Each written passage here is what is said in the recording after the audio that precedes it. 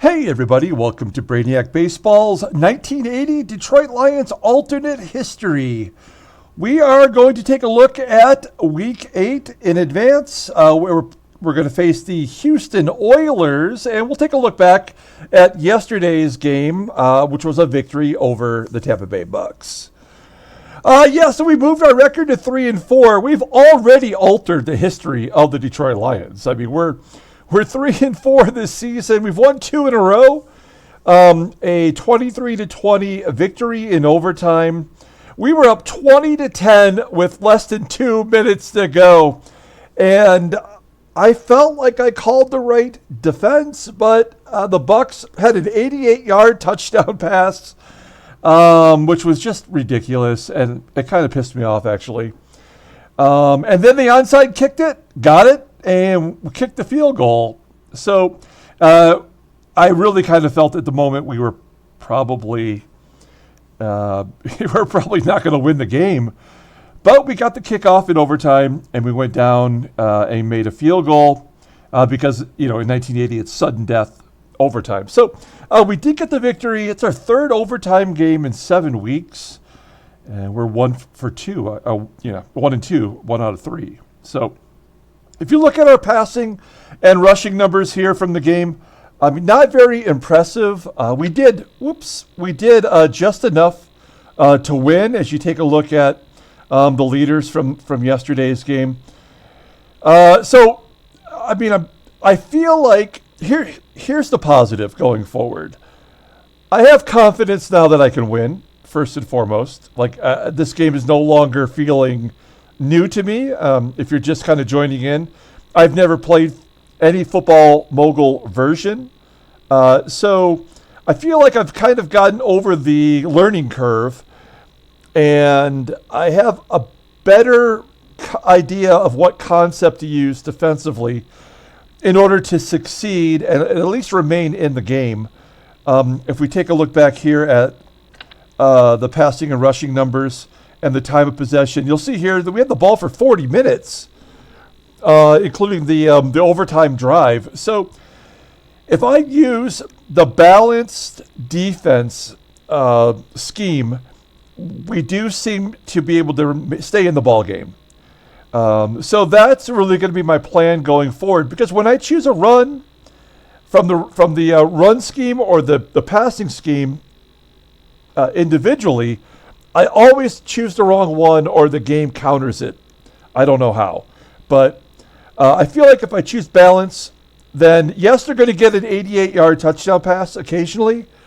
But, hell, we only gave up 20 points, which is the lowest amount since our shutout of the Packers. So I feel good about it. We did go over just by a smidge. Tampa Bay was giving up 1 point. And I feel like we hung in there. So, okay. So we have the Oilers next week. The Houston Oilers. We're going to look at their team. We're going to lock it in at Detroit giving up 1 point, and the over/under at 36. I feel like that's a layup. That is the lowest total of the year. How could we not do that? I guess we have to look at the Oilers' offense and defense and see how they match up against us. Real quick, I guess we should take a look at the Lions numbers here. We did suffer an injury to our starting center, Wally Pesuit. So he's going to miss 4 games, I should say. And Willie Parker is back in there as a starter. He made the first 4 starts of the season, and he was not good, but he is our only option we have right now. So I do like the fact that Gary Danielson's got 9 touchdowns and 11 interceptions. He's almost 50-50 now, and that gives me a little bit more confidence. I think we're building confidence with our quarterback. And our defense, Prentice McRae is going to miss 3 more games. He was out in this last game, and so he's going to sit for 3 more. And we're solid. Our defense is solid. So and our special teams are good. So All right, let's take a look at the Oilers offense. Oops, what am I doing? I almost started the game. That would have been bad. Change the team to the Houston Oilers. Do you remember the Houston Oilers fight song? It was like, Houston Oilers, Houston Oilers. I don't know. I can't remember how it goes other than that. But that was from this era, and I apologize to the masses for singing. So their quarterback is Kenny Stabler, the Snake. Doesn't look right in an Oilers uniform. As you can see, longtime Oakland Raider. Almost 2,000 yards passing already, 16 touchdowns and 9 interceptions. That's about elite level for the 1980 season. He's got 4 rushes for 22 yards. So he's not a scrambler. We don't have to worry about that. Yeah, his mobility is rated as 65. I believe average is 80. So, yeah, we don't have to worry about that. Let's see who else he's got. He's got the sausage maker, Earl Campbell. I lived in Houston for about 3 years, and you can buy Earl Campbell sausage at your local H-E-B. He's got 492 yards rushing, a couple touchdowns. He's only fumbled twice. And he's got, 30 receptions out of the backfield and 3 touchdowns. So he scored only 5 touchdowns total. But Earl Campbell, Hall of Famer, short career, but much like Billy Sims, but he was next level. They have their fullback is Rob Carpenter. He hasn't done much. 7 rushes, 12 yards, 4 receptions. He does have a touchdown out of the backfield. And then we're looking at Dave Casper. He came over from the Raiders with Kenny Stabler. So their tight end has 17 receptions, 203 yards. So he's an option, but he's not someone they highlight, I guess. But Dave Casper, coming off that all-pro season. Oh, no, this is from, what is this from? Yeah, this is from 78. He was an all-pro. So did he not have a card? I guess not. There we go. There's Kenny Burrow, top-notch receiver from this era. 24 receptions only, 3 touchdowns. Who else we got? Richard Castor. I barely remember this guy. He's been targeted 52 times with only 28 receptions and 7 TDs. And then we got their offensive line. So let's just take a look at them. An 81, 76, 73, 73, and a 70. I don't know any of those guys. They've all given up sacks, which is nice. The backup quarterback is Gifford Nielsen out of Brigham Young. He does have a football card, or this is a sticker card. He's rushed it 3 times for some reason. I don't know. And their other backup is Craig Bradshaw out of Utah State. He's a rookie this season. So they got Booby Clark. He has not touched the ball, which is a shame, really. They must have a 1. Yeah, they have a 2 running back set with 1 fullback, and that is somebody named Ian Daubney, who does have 59 yards. He is a rookie out of Cal, and he's got no card, so he's never made it to the... I don't know if he ever played, really. There's a tight end. The backup tight end is a pretty decent one. It's Mike Barber. He's only got 7 receptions. I remember Mike Barber. And they got a couple other tight ends here. Wide receivers, Tim Smith. We all remember Tim Smith. He was a rookie in 1980. You see his, I think it's a 1985 or 86 football card there. So he didn't get a card until much later. Mike Renfrow, great receiver in his time. Looks like he hasn't really turned it up yet. He's only got 1 reception. But he's got and Billy White Shoes Johnson. Look at Billy White Shoes. How is this guy not starting right now? Only 4 receptions for 60 yards. He had that great dance. And then Carl Roaches, I remember him. There he is. Okay, and then they have some backup offensive linemen. Do they have any injuries? They do not have any injuries at all on the offense. Take a look at the D. Defensive line. Oh, they have Elvin Bethea, who is in the Hall of Fame. I actually have 2 of his rookie cards. So if anybody, here's my contest for this week. If anybody can guess the exact score of this game, I will give you one of my 2 Elvin Bethea rookie cards.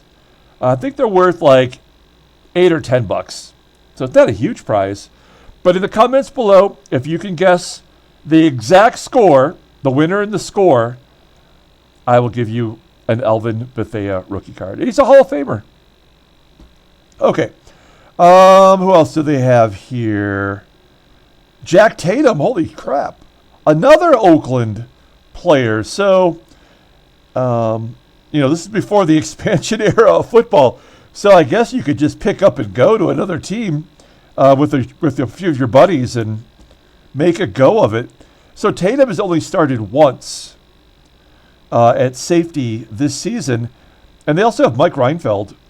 But if you look down here, you'll see they're going to be minus 4 of their best defensive players: Teddy Washington, Ted Thompson, Greg Stremick, and Vernon Perry. So they're all going to be missing this game. That is really huge for us. They do also have Robert Brazil, who is in the Hall of Fame. He's on the bench. He's only 27 years old. How is this guy not in the lineup at linebacker? They got 3 guys. He's as good as Sammy Green, I would imagine. Greg Bingham, he's an All-Pro, longtime Houston Oiler. This is a cool team, man. This is a good team defensively. They're just suffering against us. So good timing for us. Let's take a look at the special teams. These are special guys on a special team. They have Tony Fritch as their kicker. Undrafted. Look at this guy. He's been around for a while. Played for several seasons with Dallas. Looks like he got a cup of coffee there with San Diego. Has been on Houston ever since. 81% field goal percentage. 1 for 1, 50 plus. It was only a 50-yarder. So that is about as good as you can get. Let's take a look at their punter. The punter is Cliff Parsley. He's a garnish at punter. Almost 50%. 50-yard average for punts. As long as a 59. So he'll freshen up the game. Okay, so, and Billy Whiteshoes Johnson is a kick returner. And Mike Renfrow does the punt return. Very, very cool. Okay, so looking at their team with their defensive injuries, I know we're going to go over.